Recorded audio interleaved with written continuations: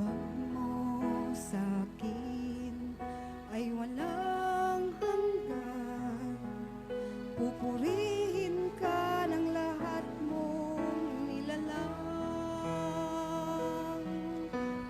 Yahweh ang iyong pangalan, ang Diyos na makapangyarihan. Ang habag mo sa'kin Ang habag mo sa'kin ay walang hanggan. ay walang hanggan. Pupurihin ka ng lahat mong nilalang. O Diyos, lahat ng tuhod ay luluhod. Ihahayag na ikaw lamang ang Panginoon. Dakila ka, O Diyos, walang hanggan ang pagmamahal mo. Alay sa akin sa pamamagitan ni Kristo. Ang pag-ibig mo ay nahayag sa buong mundo.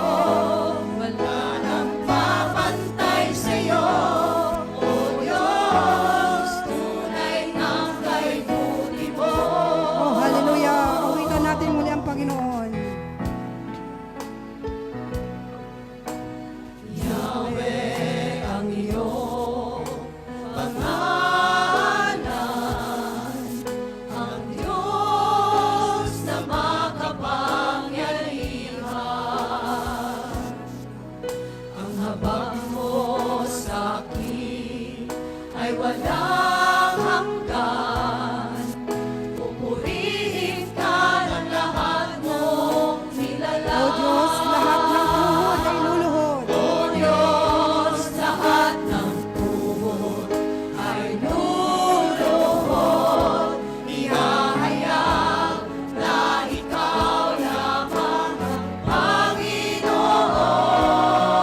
Dakila ka, O Diyos! Dakila ka, O Diyos, walang hanggan ang pagmamahal mo. Alay sa akin sa pamamagitan ni Kristo. Ang pag-ibig mo ay nahayag sa buong mundo. Wala nang papantay sa'yo, O Diyos, tunay ng O Diyos, lahat ng tuhod ay luluhod.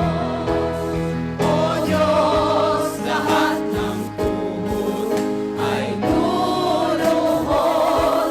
Ihahayag na ikaw lamang ang Panginoon.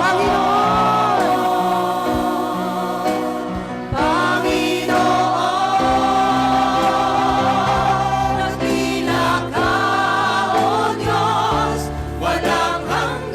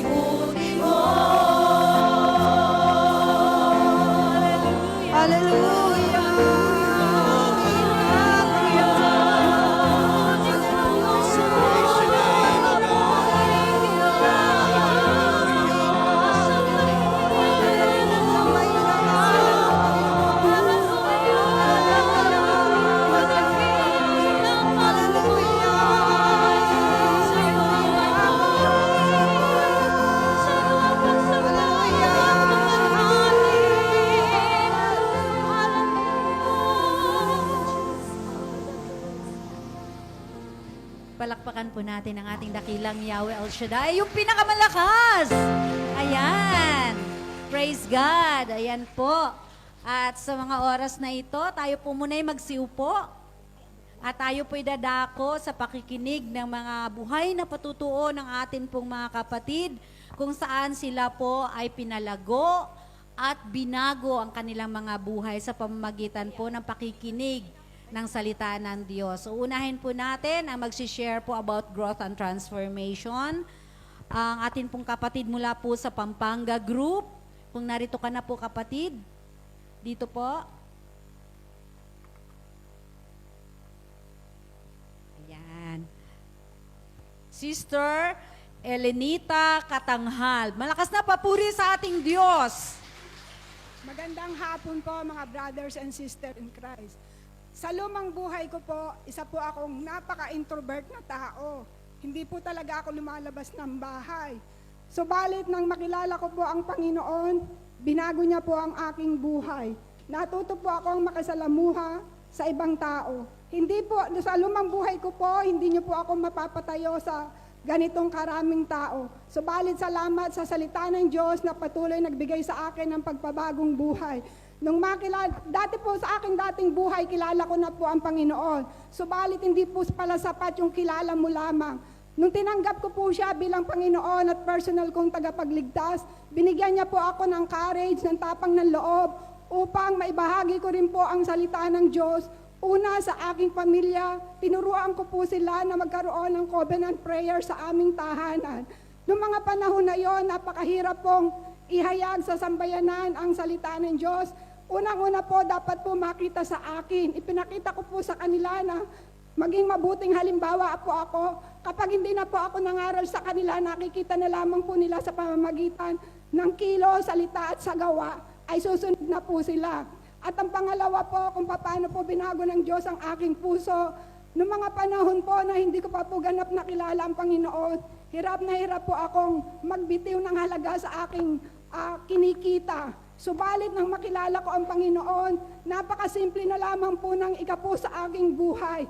Lagi ko pong sinasabi na kapag pinabayaan ko ang aking ikapo, hindi po ako magiging kaisa sa pagpapalaganap ng mabuting balita. Kaya salamat po sa Panginoon, binigyan niya po ako ng pusong masunurin sa pagbibigay, sa pagbabahagi ng mga salita ng Diyos. Binigyan din po niya ako ng courage sa mga may sakit na kung saan ay sinasabihan ko po sila at pinagpe-pray over. Salamat po sa Panginoon dahil ito pong isang taong mahiyain, tinuruan niya po na makihalubilo sa isang community na kung saan ay dito po ako lumago. Hindi na po ako nagiging masaya kapag po sa mga ganitong statutory holiday ay kung saan po ako nagpupunta. Hindi ko na po ginawa yun sapagkat wala na po sa mundo ang aking kaligayahan. Ang kaligayahan ko na lang po ay ang makinig ng salita ng Diyos. Kaya to God be the highest glory. Praise God. Ayan po, napakasarap po makinig ng mga buhay na patutuo. Ano po, ang susunod po nating tatawagin ang ating pong kapatid, from Iloilo Group, Sister Sara Cabocos. Purihin natin ang Diyos, yung malakas na papuri. Yung papuring nag-transform na. Ayan.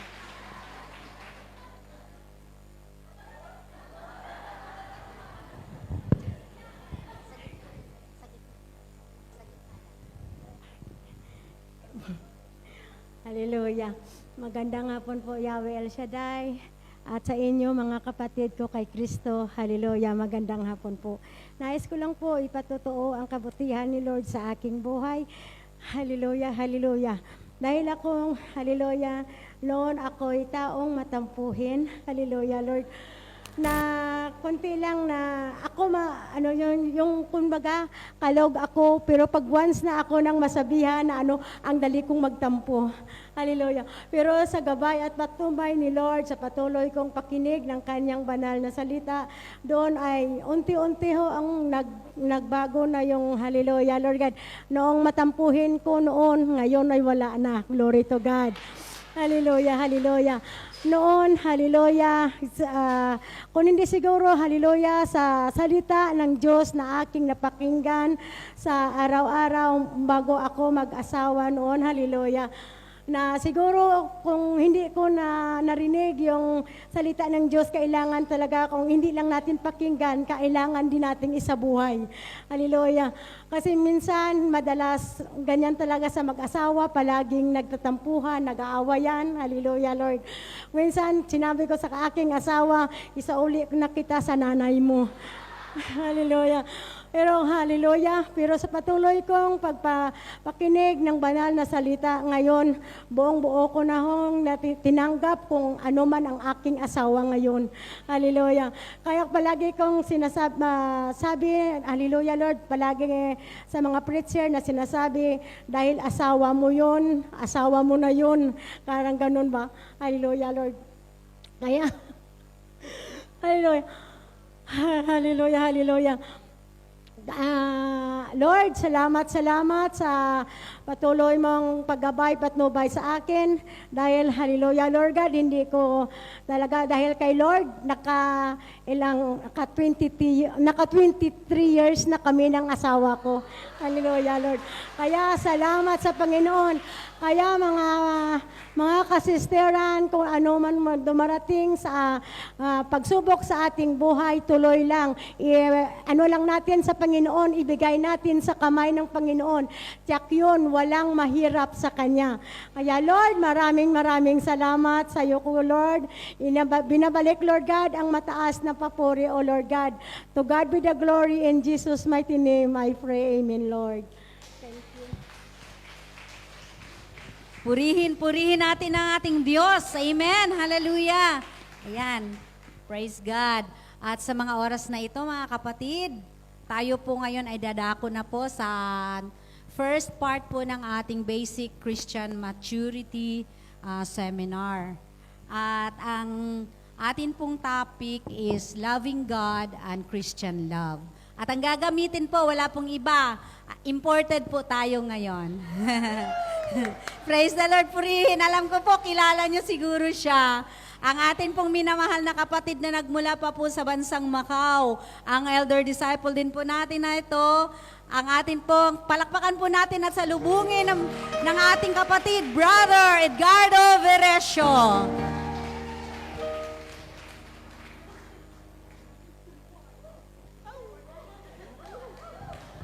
Tayo naman kayo dyan. Taas natin ang ating mga kamay. Hallelujah. Thank you, Jesus. Oh, thank you, Lord. Thank you, Jesus. Hallelujah. Thank you, Jesus. Thank you, Lord. Blessed be the name of the Lord. He is worthy to be praised and adored. So we lift up holy hands with one accord, singing, blessed be the name, blessed be the name, blessed be the name of the Lord. One more time, blessed be the name.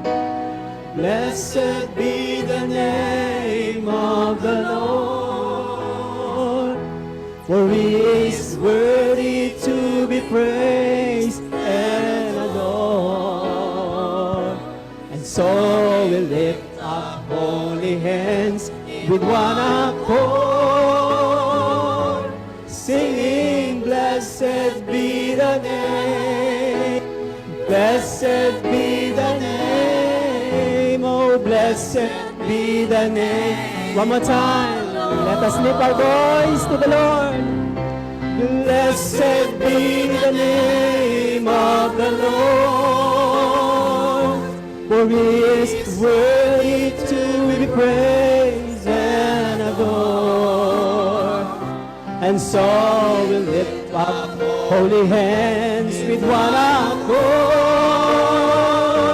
singing, blessed be the name, blessed be the name, oh blessed be the name of the Lord.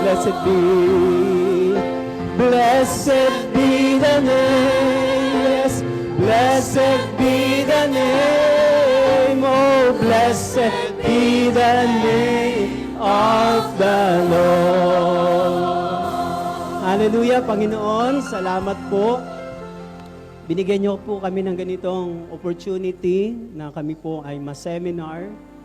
Amin pong pinagkakatiwala ito sa inyong mga kamay. Ito pong seminar na ito, dalangin po namin na mangusap po kayo sa amin sa tulong at patnubay ng inyong Espiritong Banal. Turuan niyo po kaming mapalapit po sa inyo sa pamagitan ng mga topics na amin pong mapapakinggan. At higit sa lahat, tumimo sa aming mga puso upang kami po, Panginoon, ay makalakad sa inyong katuwiran. At nananalig po kami, Panginoon, na ang mga salita po ninyo ay tapat, totoo noon, ngayon at magpakailanman. At ito po ay nagdudulot sa buhay namin ng mga biyaya at pagpapala na hindi namin natatagpuan dito sa mundong ito, sa sanlibutan ito. Tanging sa inyo lang po, Panginoon. Kaya binabalik namin sa inyo ang lahat ng papurit, pasasalamat sa pangalan ni Jesus. Sa ngalan ng Ama, ng Anak at ng Espiritu Santo. Amen and amen. Palakpakan natin ang Panginoon. Thank you, Lord. Bago tayo magsiupo, let us open our Bible sa Gospel according to Matthew chapter 22. Simula po sa verse 34 hanggang sa 39. Mateo o Matthew chapter 22, simula sa verse 34 to 39. Ganito ang sabi. Hearing that Jesus had silenced the Sadducees, the Pharisees got together.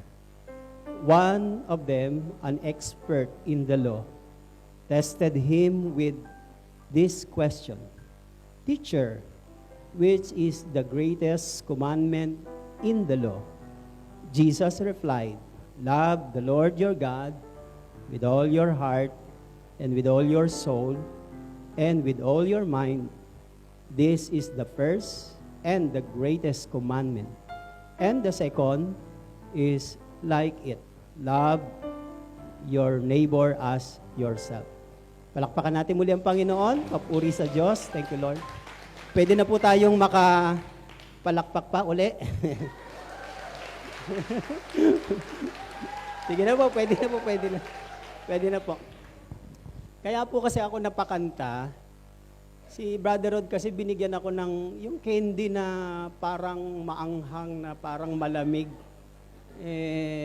Parang sabi ko, parang dumulas yung aking boses . Kasi po, kulang pa ho ako sa tulog kasi ganito pong nangyari. Kagabi po, after the prayer meeting ng Macau chapter, ang prayer meeting kasi sa Macau chapter, pag Tuesday and Friday is 8:30 to 10:30 sa Catholic Pastoral Center ng Macau. And usually natatapos kami 10:30, then after the 10:30 is tinext ako ng isa naming member natin ng council. Tinext ako galing kay Brother Rod and Sister Tess na napili nila ako para mag-talk ngayong araw na ito. And it was about siguro mga 10:45 na. So, na-excite po ako. Na-excite po ako kasi kagabi lang eh. Kaya na-excite ako, then nagplansya kagad ako ng pantalon, tapos naganda ng damit. Sa sobrang excitement na naramdaman ko, hindi na ako nakatulog. Nag-set ako ng alarm clock ng about 5 a.m. para paggising ko, makapag-prepared ako, makuha ko yung first strip ng pass crop. Makuha ko yung first strip. Nag-set ako ng mga 4:30, alas 3 pa lang gising na po ako. Sa sobrang excitement, ewan ko ba kung ano meron dito sa Hong Kong?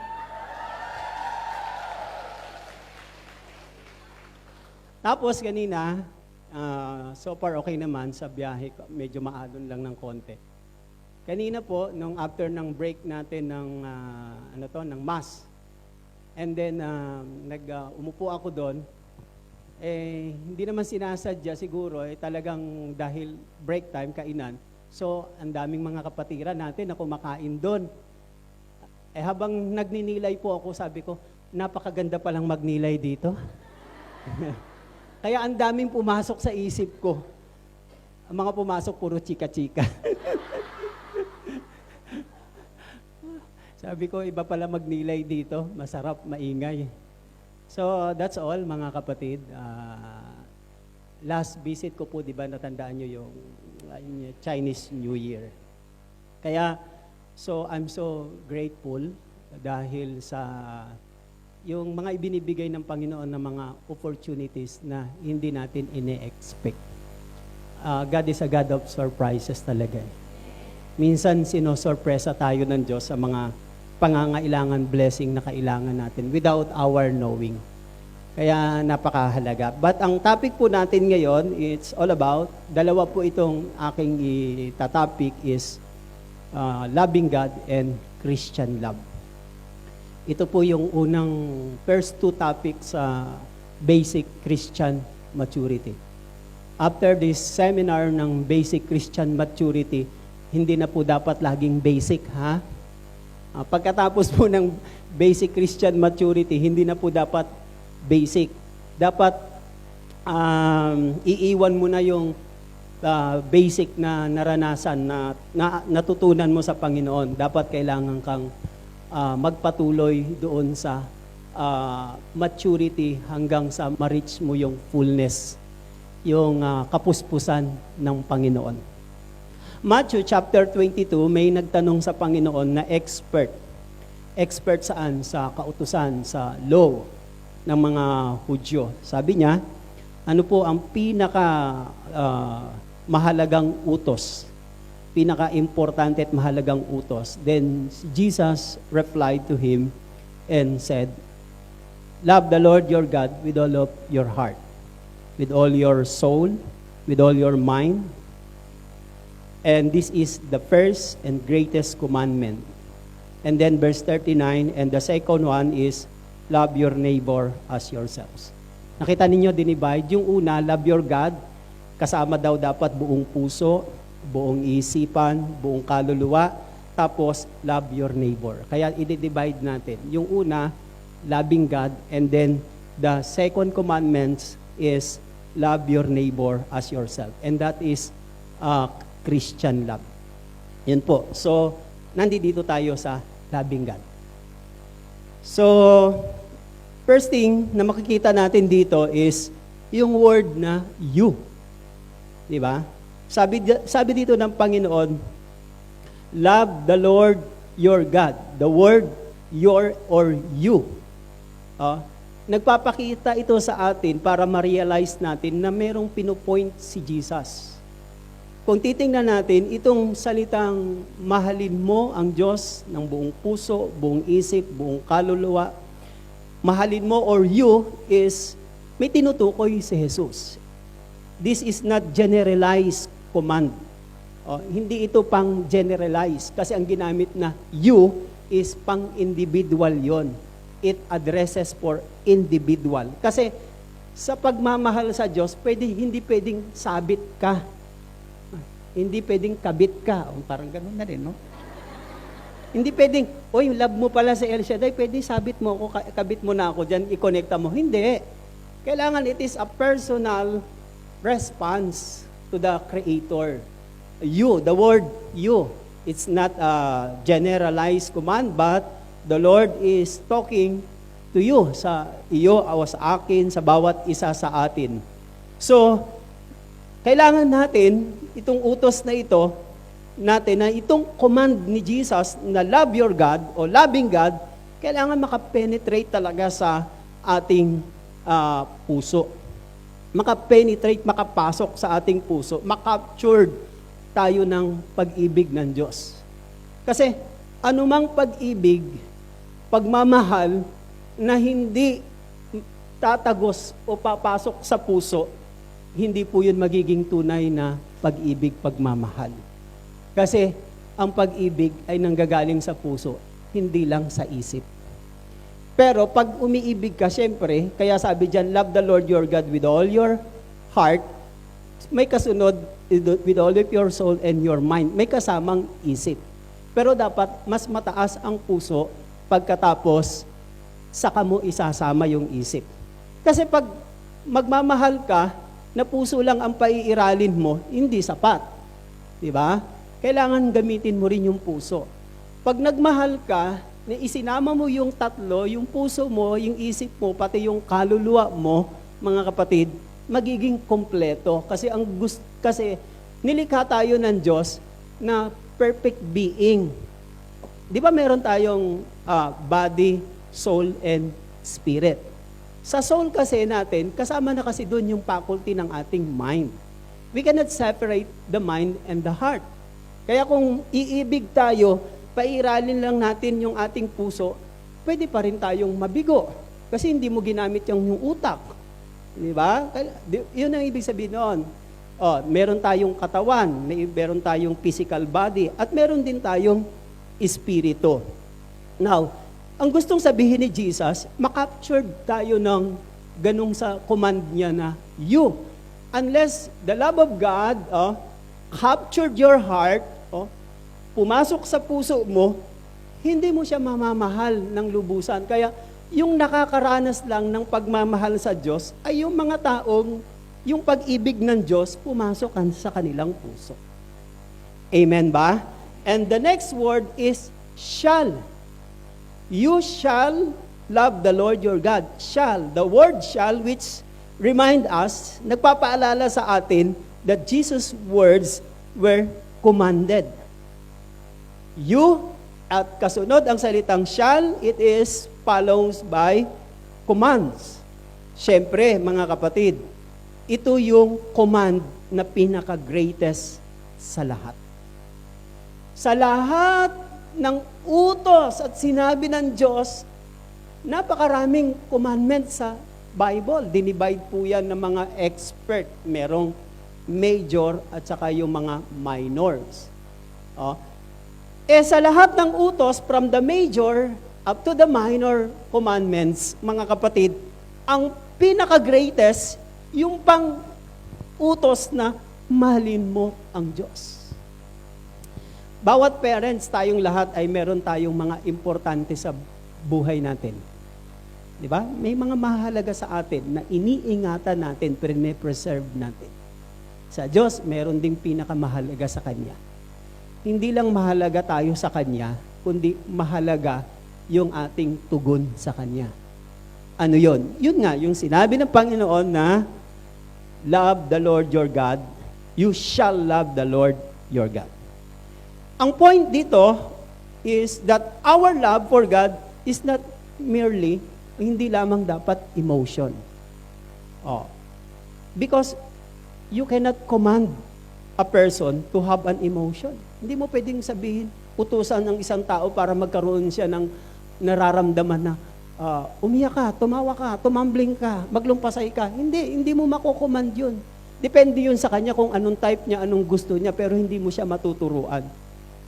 Ang pag-ibig ay hindi itinuturo eh. Dapat kusa yung bumubukal. Kusa mong nararamdaman hanggang sa natututunan, hanggang sa iyong iniaalay.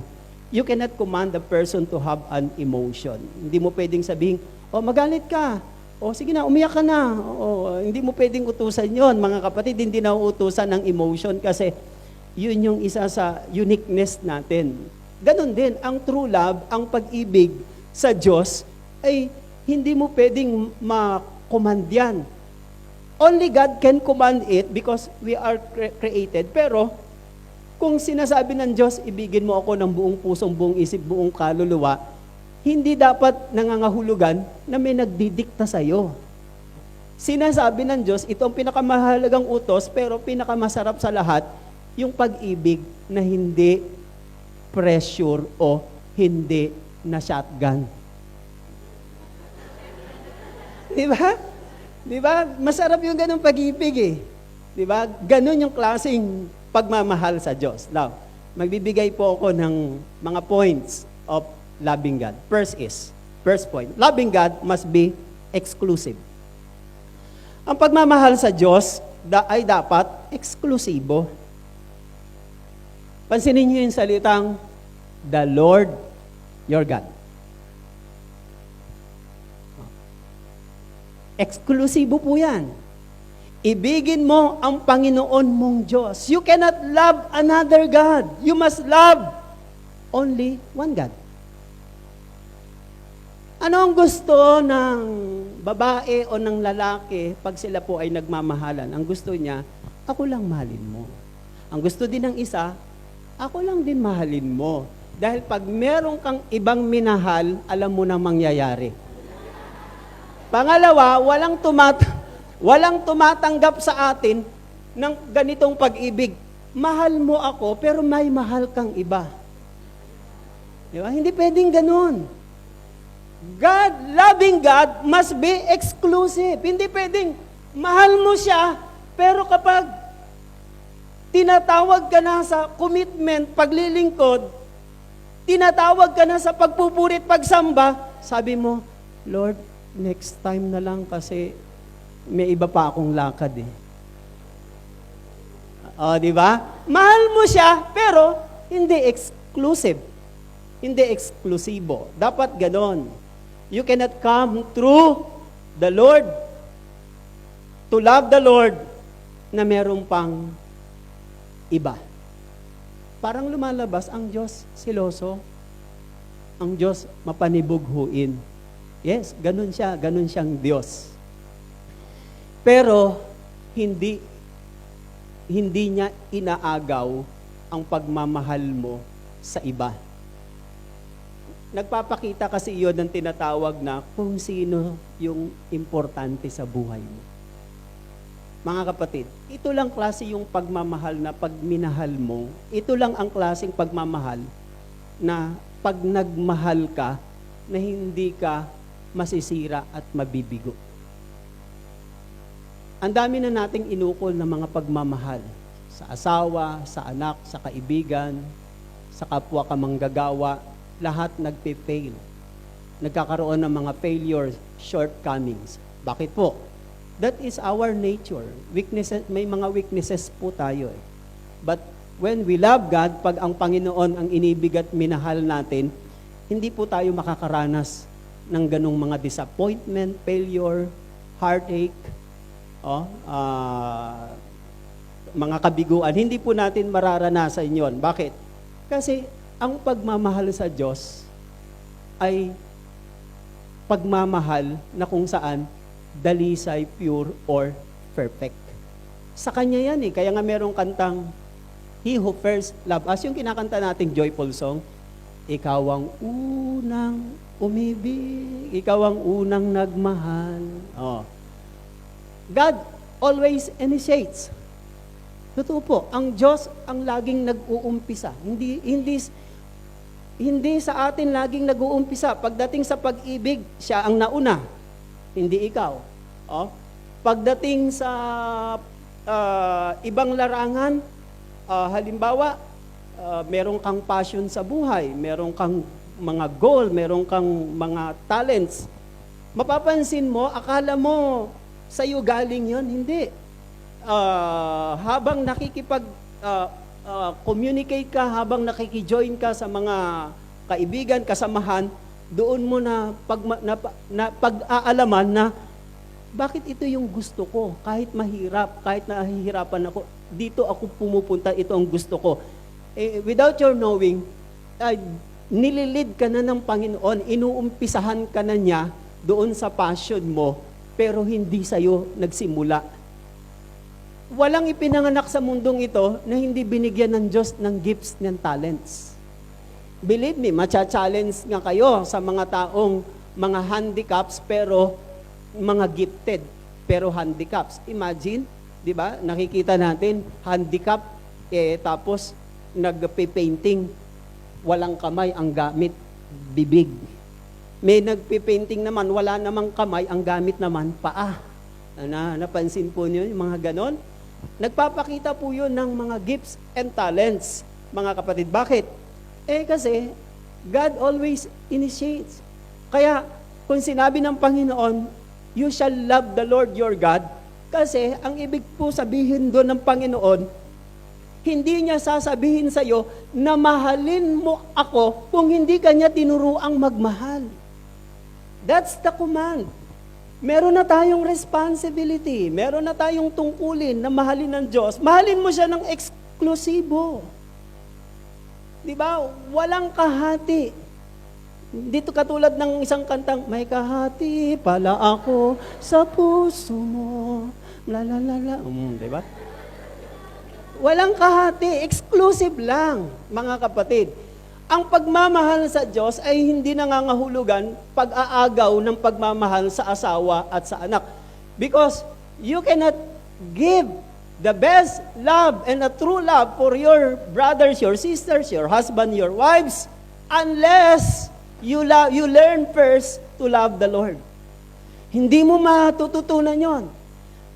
Magpasalamat tayo sa Panginoon kasi yung ginagawa nating pag-a-apply ng pag-ibig sa ating asawa, kung paano natin pinagtsatsagaan yung mga anak natin, pati yung mga kasamahan natin, kung paano natin sila pinagtsatsagaan, kasi natutunan muna nating mahalin ang Diyos. Dahil kung hindi mo natutunan yon at naranasan na mahalin ang Diyos, palagay ko hindi ka magtsatsagang magmahal sa mga kasama mo't kaibigan mong mga pasaway at buwisit sa iyo. It's all began there. Doon lahat yun nagsisimula, mga kapatid. Kaya napakahalaga in this world. Kaya kailangan exclusive. Pag minahal mo ang Diyos, hindi sinasabi ng Diyos, huwag mo nang mahalin ang iyong asawa, anak o kaibigan. Bagkos, lalo mo pa ngang mamamahalin eh. Balik na rin ko, bakit may mga taong hirap na hirap magmahal sa kanilang kapwa, sa kanilang asawa, sa kanilang mga anak? Sa dami na kasing mga disappointments. Yung mga paulit-ulit na mistakes, mga paulit-ulit na kasalanan, pagtataksil, etc. Nakakapagod, umaayaw, bumibitaw. Bakit ganon? One of the sign, isa yun sa palatandaan na hindi mo naranasang mahalin ng Diyos. Kasi pag natutunan mong mahalin ng Diyos, magagawa mong mahalin ang mga taong inilalapit sa iyo ng Diyos. It's all began with God. It's initiates, nagsisimula sa Diyos. Pangalawa, loving God, not only loving God must be exclusive. Pangalawa, loving God should be personal.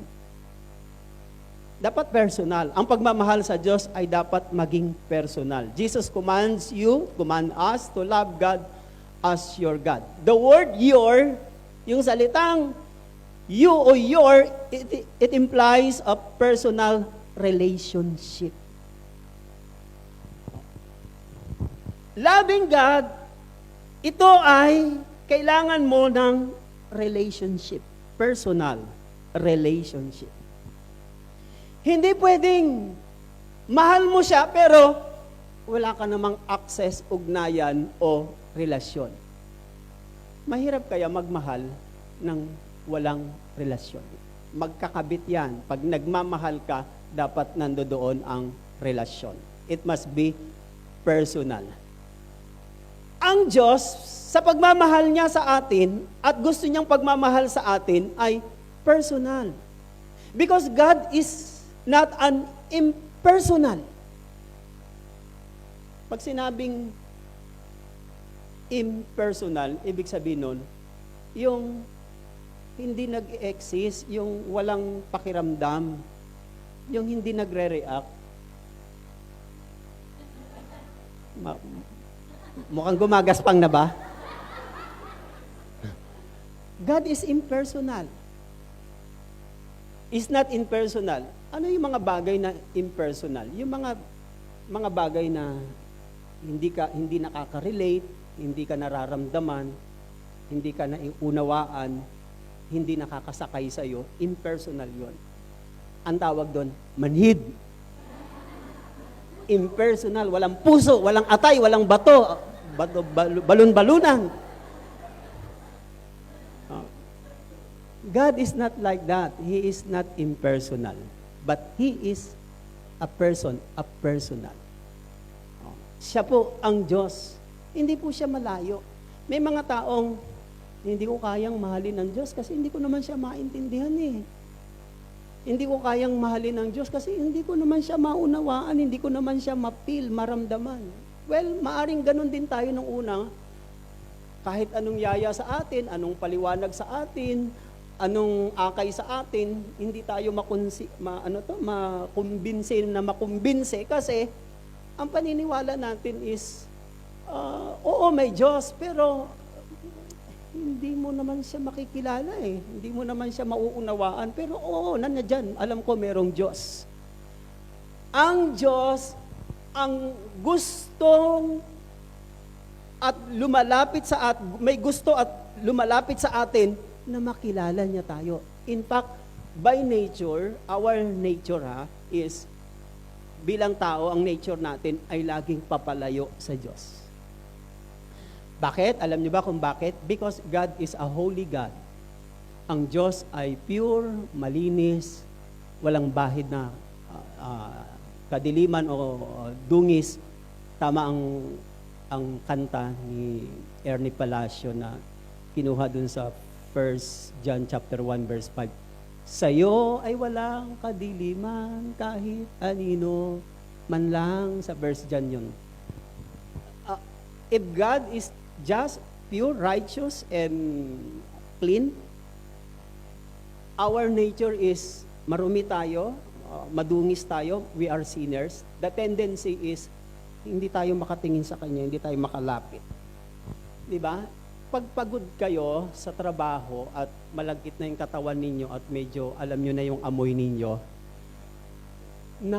nakaka-awkward lumapit sa mabango at saka bagong ligo. Anong tendency? Medyo di-distance ka ng konti, di ba? That's our nature. Ang ating nature ay laging papalayo. Kaya, yun ang ating struggles. We don't want to know God because God is just, holy, pure, makasalanan ako, kaya ang hirap yan. Ang hirap makipagrelasyon sa isang napaka-linis, napaka-banal, walang batik ng dungis, etc. Ang Diyos hindi mahirap mahalin. Hindi siya mahirap kilalanin at unawain. Sinasabi nga ng Bible, di ba? Sabi ng James chapter 4, I think verse 7, sabing ganon, come near to me, come near to Him and He will come near to you.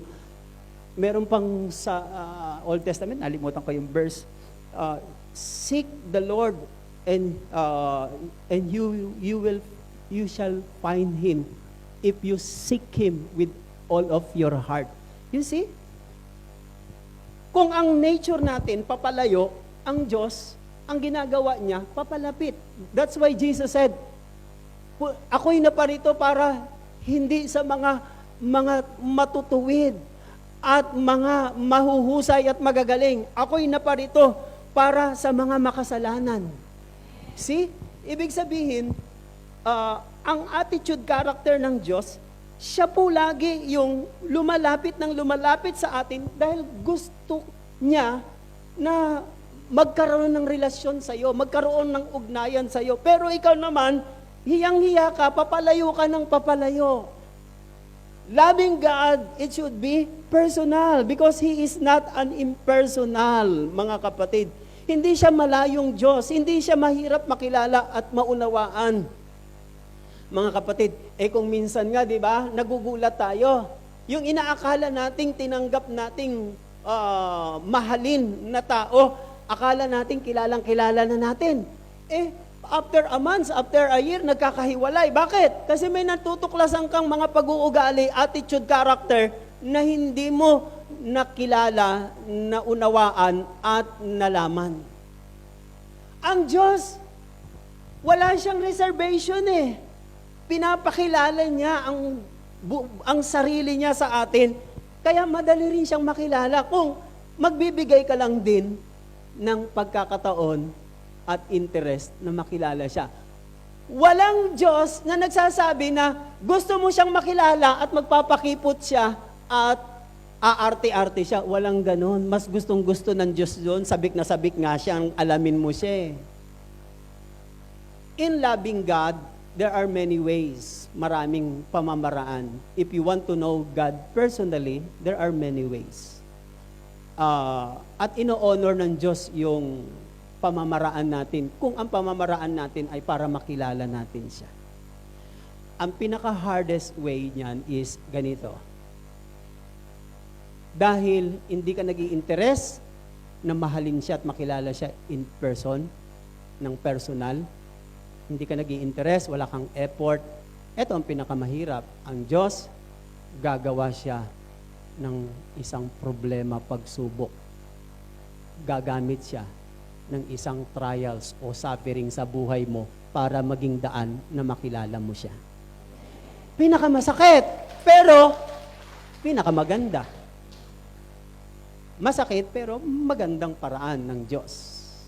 You see? Sana, pwede naman makilala ang Diyos na hindi ka mag-suffer. Kung bukal lang sa kalooban mo na makilala siya at maranasan siya ng personal.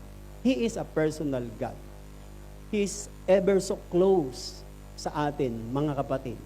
Kaya command ni Jesus, love your God with all your heart. What kind of love is loving God should be, dapat ay personal.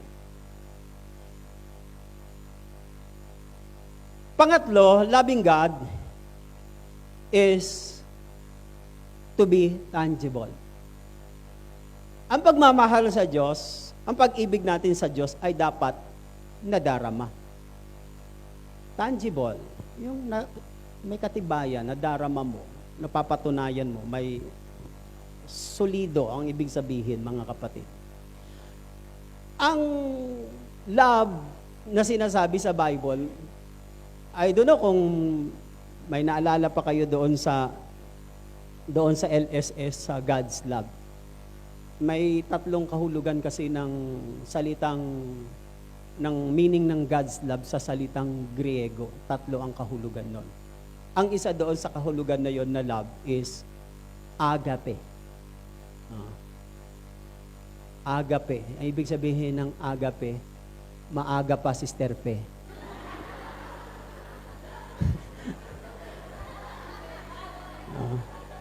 Niyayaya na siya eh. Tara na, alis na tayo. Ano ngayon? Holiday ngayon. Aga pa,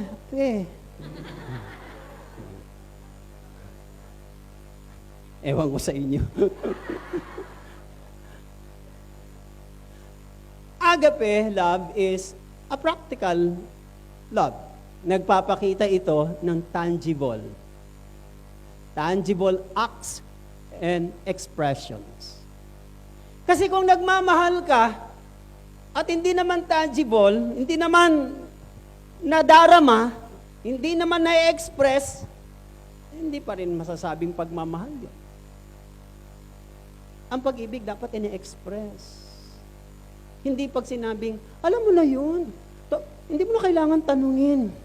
Kailangan pa bang ako ay tanungin? Hindi na, alam mo na yun.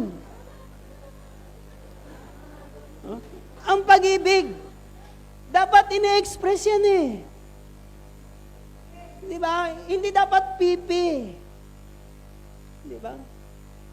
Alam nyo, ang papalad ng mga millennials ngayon, kasi ang dami na tayong mga social media, technologies that we can express different kinds of expression of love. Hindi katulad noon, magdadala ka ng gitara, titingala ka sa isang bintana, alam mo yung ganon? Mag-iigib ka ng tubig, magsisibak ka ng ganon. Kasi maninilbihan ka eh. That would be, your love will be tangible. Paano maniniwala yung magiging biyanan mo kung nanliligaw ka na wala ka namang ine-express, wala ka namang pinapakita? Di ba? Yun ang ibig sabihin nun. Sa pagmamahal sa Diyos, it should be tangible. Hindi pwedeng mahal mo siya pero pala absent ka. Hindi, biro lang, hindi po. Ibig sabihin, ine-express mo, pinapakita mo. Masarap kaya yung yung pag-ibig na na-express. Di ba? Kung pwede nga lang ipagsagawan mo sa labas, di ba? Kaya nga lang, medyo may kahirapan ng konti. Kung lalabas ka doon sa may Saikong Park at didipa ka doon at tatayo ka doon sa bench at sasabihin mo, I love El Shaddai!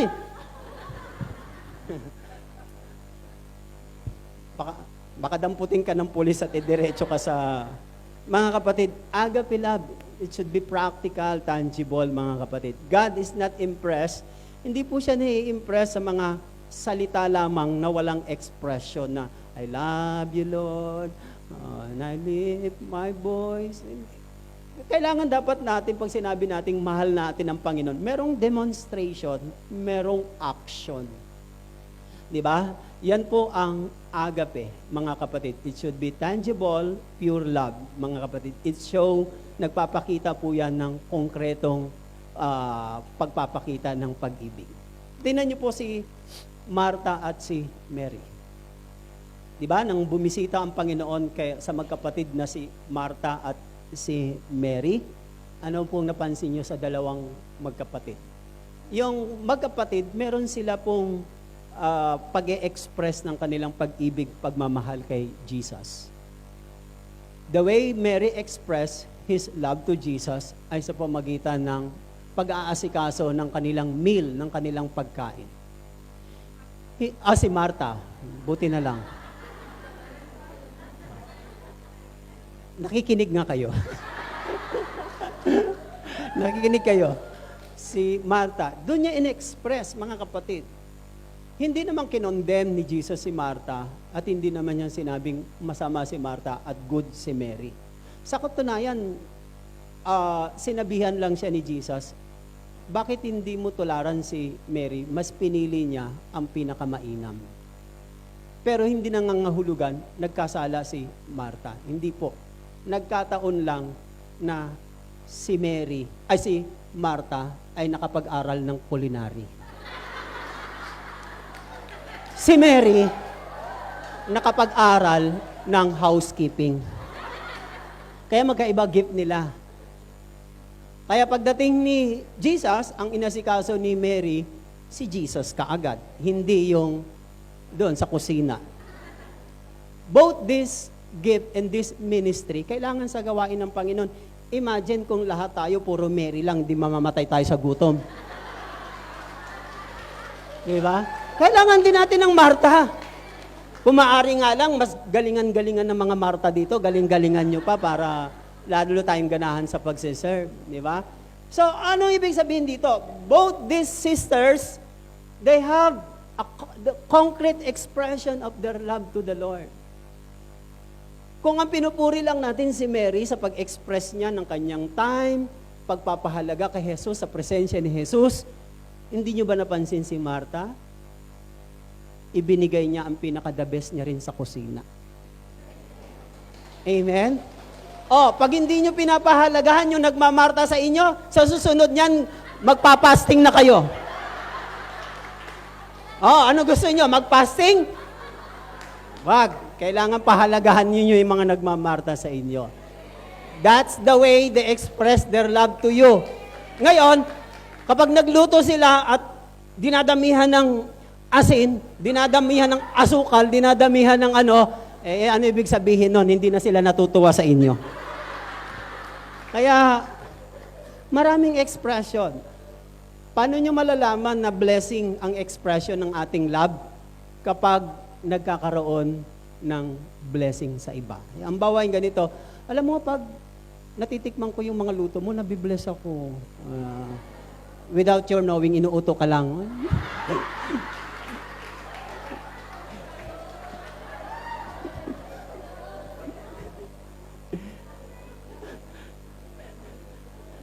Saan na ba ako? Hindi, yun lang naman. Brother Rod, pasensya ka na. Iba talaga pag kulang sa tulog eh.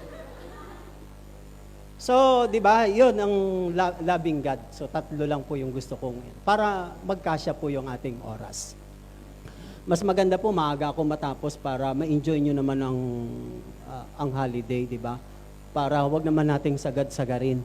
Merong kapatiran, actually ganito po ang nangyari. Nag-set po kami ng mga workers natin na kami po ay magpupunta sa Haksa. Yung Haksa, yung kabilang island yon ng Macau, sa pinakadulong dulo.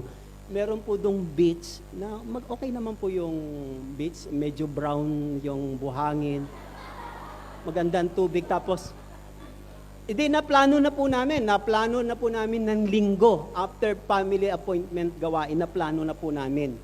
Tapos nagkaroon ng confirmation ng Tuesday. Lahat text na kung sino na ang confirm. At may mga dadalhin, pagkain, etc. After ng toko ng Tuesday, ng gawain ng Macau chapter, doon ko na-receive yung message through Sister Tess with Brother Rod. Oo. Okay. Sabi ng ating mga workers, Brad, ready ka na ba? Oo. In fact, naka-impake na rin ako sa backpack ko para nga doon sa Haksa. Yung mayroong ihaw-ihaw, kainan, tapos kakantahan kami, ganyan. Kaso nang ipinakita sa akin yung message na magtotok po ako. Alam niyo po, parang nalito ako kung ano pipiliin ko. Palibasa, ang priority kasi namin ni Brother Rod pagdating sa mga ganyan, yung calling. Di nalungkot yung mga workers natin, nalungkot sila, mga kapatid, kasi pinili ko yung Hong Kong chapter. Amen? Now, sabi ko marami pa namang pagkakataon para dyan. Ang isinet ko actually is hanggang after lunch lang kami.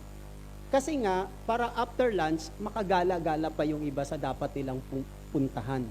So okay naman ang kaya nga lang, sabi ko, wag nating sagarin. Kasi pag sinagad natin, babalik tayo sa ating mga amo, sa ating mga employer na para bagang hindi kumpleto kung sinagad natin. Ang ibig ko sabihin, yung pag gusto mong i-enjoy yung relationship, lahat ng bagay, panahon, pagkakataon, kailangan marunong ka lang mag-utilize ng bawat time. Because there is a right time for everything naman, mga kapatid. Maraming pamamaraan ng pag-express para ma-enjoy nyo. Tandaan ninyo, ang pagmamahal sa Diyos na kayo po ay nabibigatan, napapagod, at para bang pinanghihinaan, hindi po yun loving God. That is out of duty, not out of love. Pag mahal na mahal po natin ang Diyos, the way we express our personal loving God, it should be personal. Pag mahal na mahal natin ang Diyos, lahat ng pwede mong gawin sa Kanya, hindi ka mapapagod, manghihina at panghihinaan. Hindi. Bakit? Kung mahal na mahal mo ang Diyos, tapos kanta ka ng kanta na kumakanta ka na para bang nanghihina ka, ng lulupaypay ka na, mahirap yun, mga kapatid. Meron akong narinig doon sa probinsya, sa Iloilo, doon sa may pinakasulok-sulok ng Iloilo sa Tubungan ba yun? Yung malapit doon sa doon pa sa dulo po ng Leon, doon pa sa dulo, meron kaming prayer meeting doon. Alam mo, ang kanta ng mga nanay, ng mga matatanda. Sabi ko, parang mali yata naririnig ko, hindi yata todo bigay. Ang kinakanta nila, bumibigay, ang papuri, bumibigay, sama-sama, bumibigay. Ay, ambot.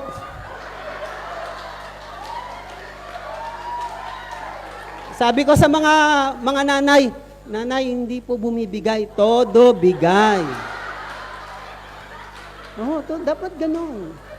It should be tangible, demonstrated by action, personal. Alam niyo po, kung ang ginagawa mong pag-express ng pagmamahal sa Diyos, sa tingin mo, magaang lang yan, imbawa, nag-a-arrange ka ng bangko, naghuhugas ka ng pinggan, nagbibit-bit ka, nagliligpit ka ng cable, magaang lang yan. Pero kung ine-express mo yan, ginagawa mo yan ng walang pagmamahal, ang bigat-bigat po niyan. Believe me, sisimangot ka. Oo, yung kilos mo parang hindi, walang gana. Pero kapag ang isang bagay, kahit mabigat, pero kapag out of love, dahil sa pag-ibig, pagmamahal, sa tingin mo, sa tingin nila mabigat, pero sa iyo, magaang yun. Yes. Naalala ko, meron akong kasamang isang preacher natin nang na-assign ako sa Tacloban. It was 1989 sa Tacloban. 1989. Hindi po. 1998. Kayo naman. Kayo nga dito, kulang nga sa tulog eh. Buti nga nakakapagsalita pa eh. Ewan ko lang sa inyo, kayo kulang sa tulog. 19, ito nangyari oh. Yung aking kasama na assistant ko, si Brother Raul Alsaga, kilala to ni Brother Rod. Mas payat pa yun sa akin at mas maliit. Yung asawa niya, mga tatlo kami ang size. Alam niyo po, nung manganganak na yung asawa niya, di sa taranta, nabuhat niya yung kanyang asawa. Nabuhat niya. At nang madala niya sa hospital, pagdating sa delivery room, umiiling siya, sabi niya, himala. Imposible. Paano ko nabuhat yung aking asawa? Alam niyo po, sa nagmamahal sa Diyos, walang mabigat. Believe me, walang mabigat pag mahal mo ang Panginoon. Okay, that's all the loving God. Punta naman tayo sa Christian love. Let us read sa John.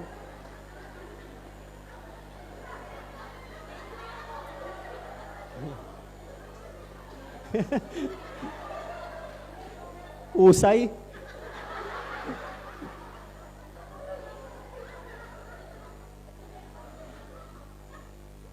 Sa John chapter 13, verse 34 to 35. Juan chapter 13, verse 34 to 35. Sabi rito, a new command I give you. Love one another as I have loved you. So, you must love one another. Verse 35, by this, everyone will know that you are my disciples if you love one another. Dalawang verses po ito, mga kapatid. Sabi ni Jesus, isang bagong utos ang ibinibigay ko sa inyo. Magmahalan kayo sa isa't isa kung paano minahal ko kayo. Sabi niya, verse 35, sa pamamagitan nito, makikilala ng mundo na kayo ay mga followers. Ang nakalagay dito, disciples. Pero ang isang kahulugan niyan, followers o alagad sa Tagalog, kung kayo ay magmamahalan sa isa't isa or if you love one another. Marami pong verses sa Bible, pag itinype nyo sa inyong Bible apps sa merong search, ang one another, ang dami pong verses sa Bible na one another, one another, one another. Sa isa't isa, one another, mga kapatid. Napansin po ninyong itong topic na ito na Christian love. Christian love is different from the worldly love o pag-ibig ng mundo. Magkaiba po ito, mga kapatid. Kung i-define po natin ang pag-ibig ng mundo, tandaan niyo po, ang pag-ibig ng mundo ay makalaman. Ibig sabihin, may mga self-interest, may mga hidden agenda, di ba? May mga, alam niyo na, kaya nga kuminsan sa mundo, pag tiningnan po natin, ang pag-ibig ay magulo. Ang pag-ibig ay walang katapatan, walang tunay na pagmamalasakit. At sometimes, ito po ang pinakamalungkot na nangyayari.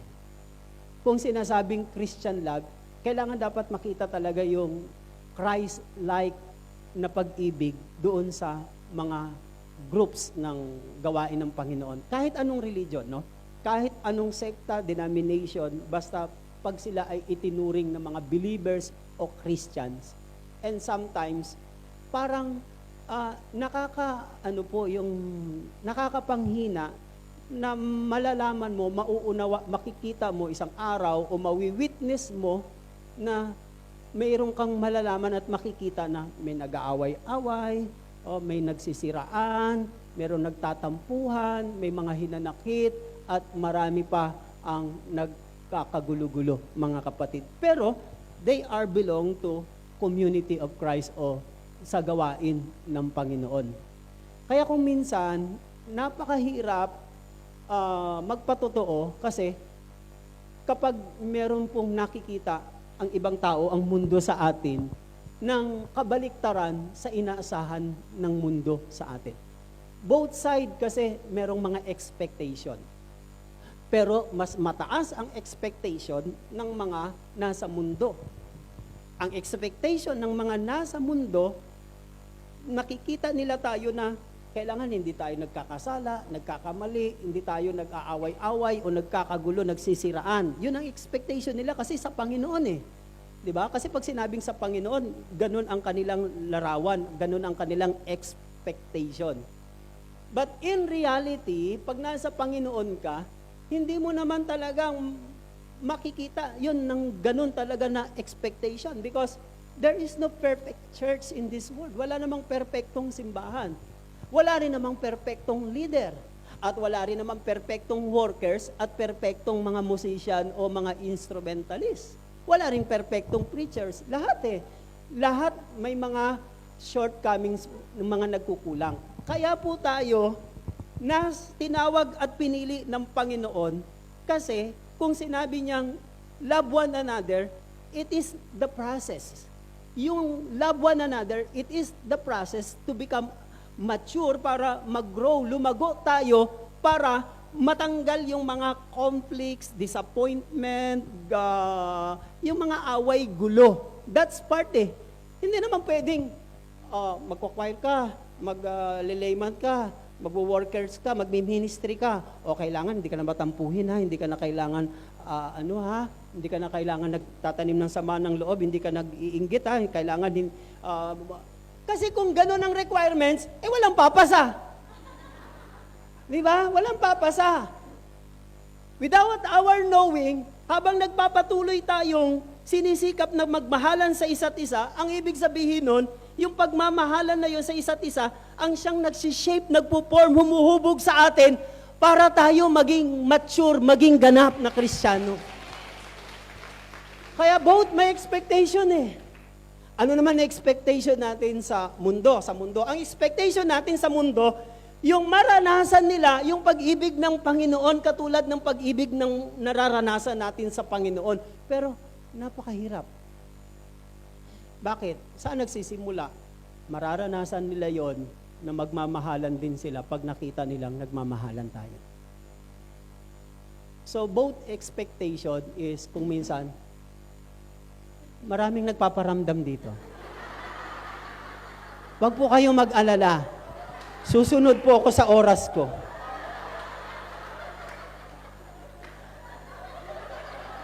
Pakiramdam ko may multo dito. Nakakahalata na ako eh. Pag meron pa akong naramdaman na isa, siguradong patatayuin ko na kayo. Isa na lang ha, isa na lang. Nakakalata na talaga ako. Now, intro pa lang po yun, intro pa lang. Intro pa lang. Love one another. Nakita niyo yung word ni Jesus sa John 13 verse 34. Now, this commandment of Jesus was not new in time, but in quality. You listen. Nang sinabi ni Jesus, love one another, hindi po yun bago. Kasi sinabi na rin sa lumang tipan eh, di ba? Binanggit doon, you shall love the Lord your God with all your heart, soul, mind, and soul, and then love your neighbor. So hindi bago. Luma na pala. Ang ibig niya sabihin, This is a new commandment I give you, new in quality. Parang ganito, yung model ng Toyota na kotse nung panahon ng 1960s, 70s, sa model ng Toyota sa ngayon, pareho namang Toyota pero mas iba quality, mas iba, di ba? Yung model ng Toyota ng 60s, 70s is kwadrado yung gulong. Yung ngayon bilog na. Kaya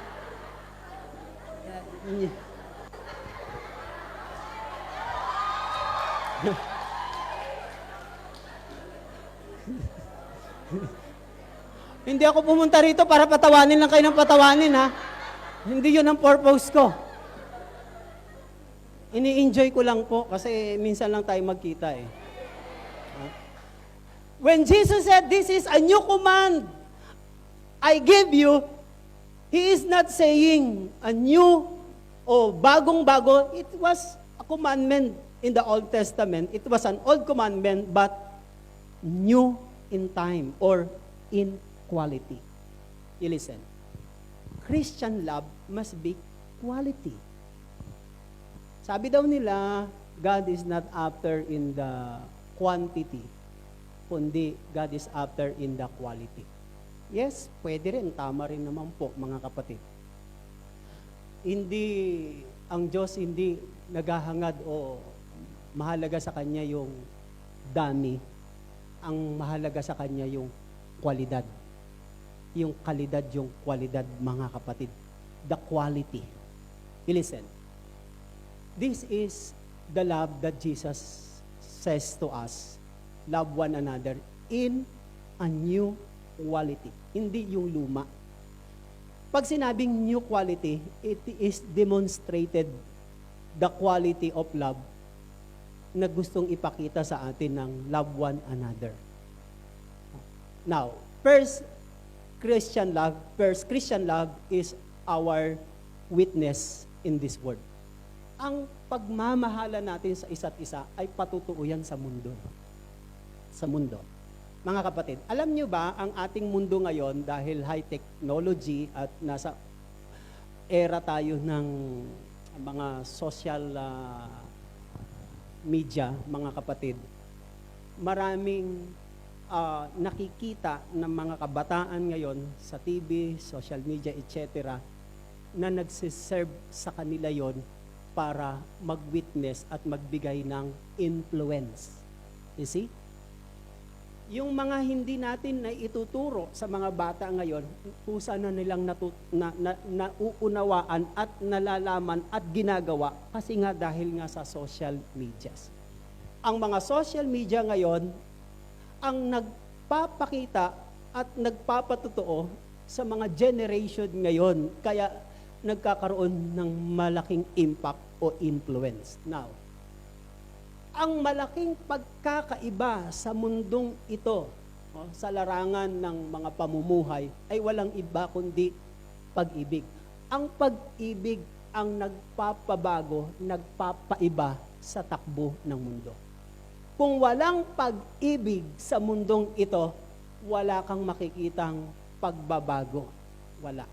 Kaya tama ang kanta ni Florante. Sana'y pag-ibig na lang ang isipin. sorry po, nadulas lang po ako. Sana'y pag-ibig na lang. Florante is wishing na dapat pag-ibig na lang. Kasi pag may pag-ibig, wala nang gera, wala nang rape, wala nang nakawan, wala na.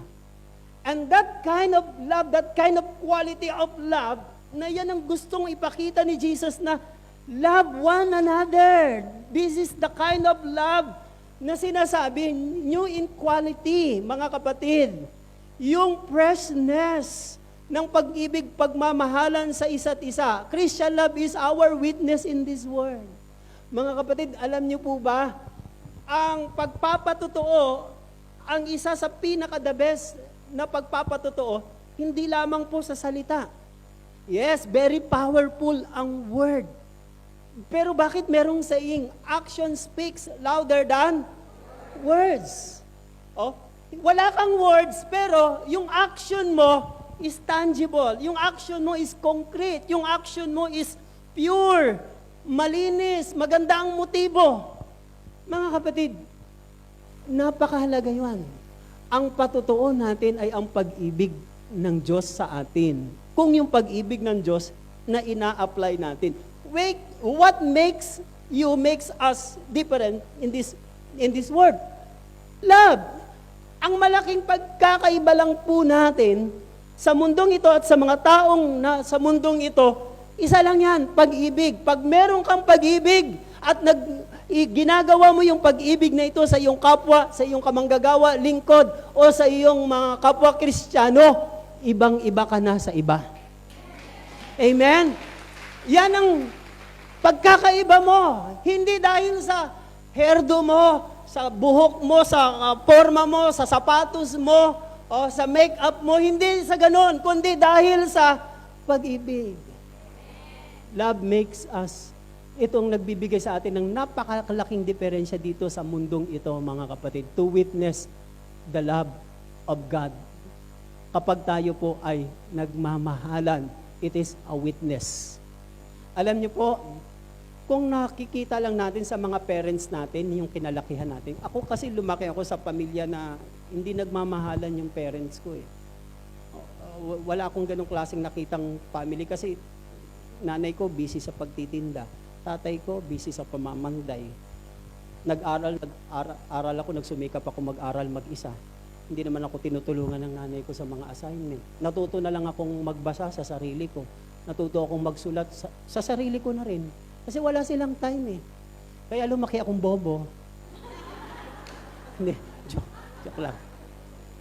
Ang ibig ko sabihin, tapos, yung kinalakihan kong pamilya na ine-expect ko na relationship na nagmamahalan, walang ganon.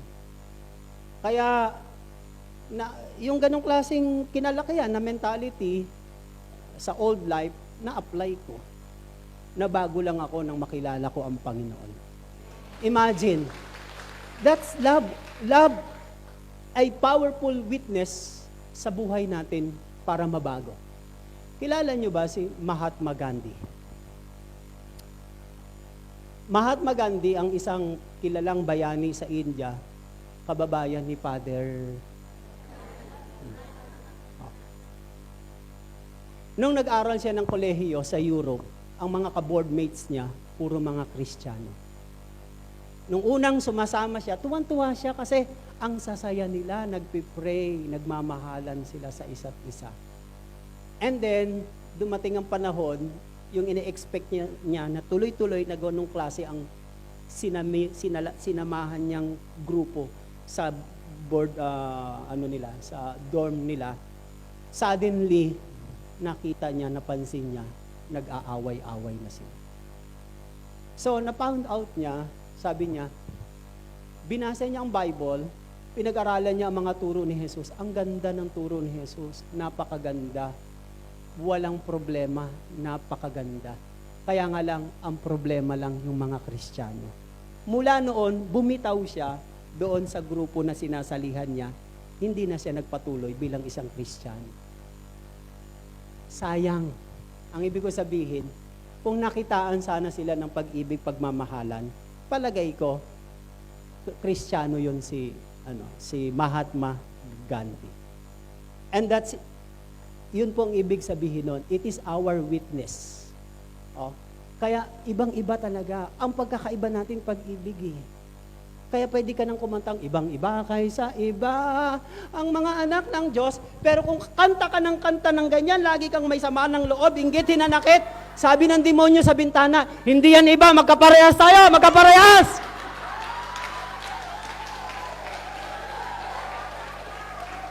Hindi totoo yan, pareho tayo! Hindi, mahihirapan akong kumanta ng ibang-iba. Kaya pag nagkakantahan na sila ng ibang-iba, huwag kang sumabay. Bakit? Siyempre, be honest.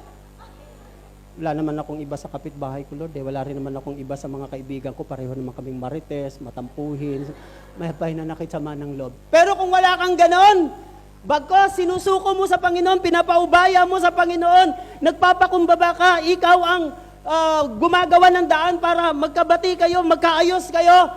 Yan, pwede ka nang kumanta, sabi ng demonyo, sige, kanta ka na. Hindi na kita susumbatan, kanta ka na, sigaw mo pa. That makes us different. Love.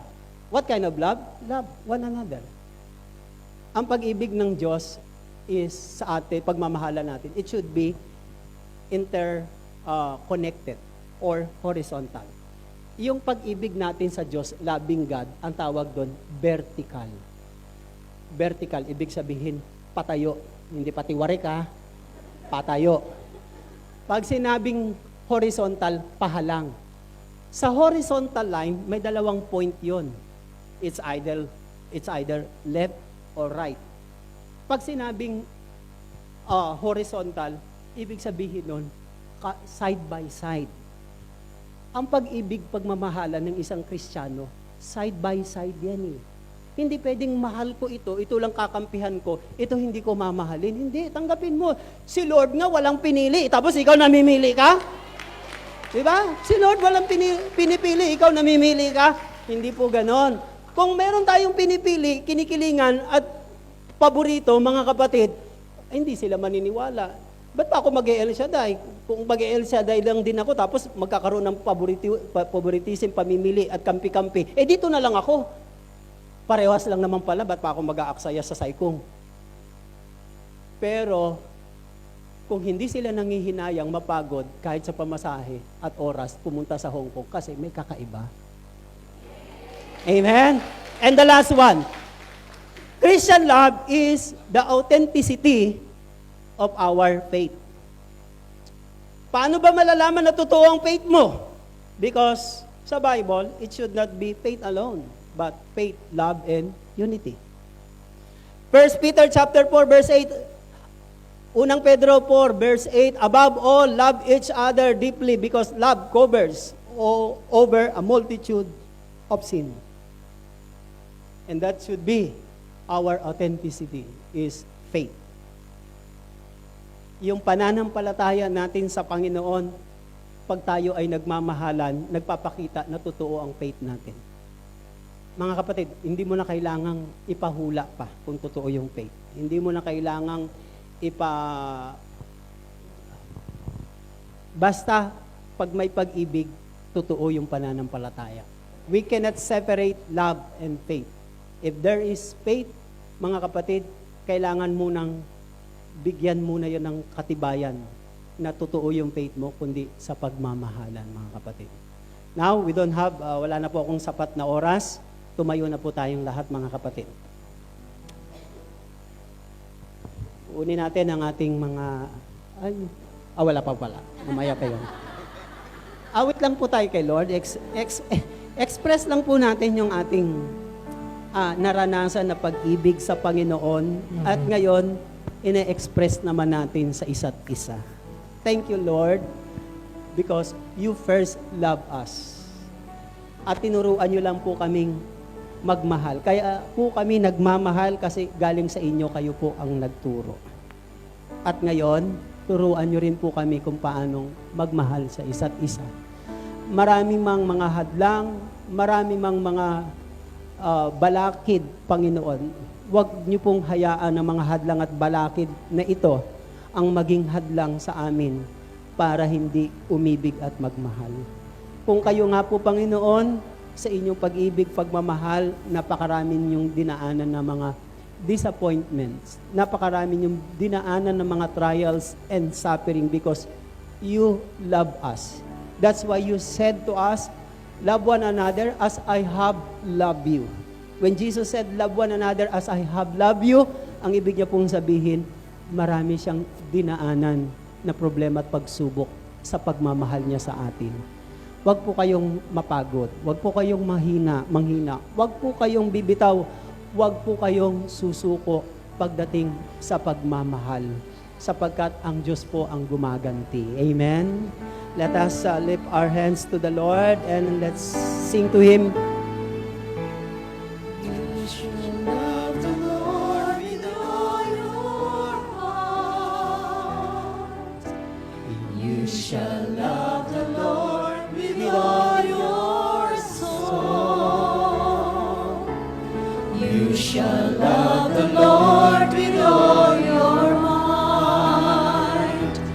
with all your heart, with all your soul, with all your mind. Yes, one more time.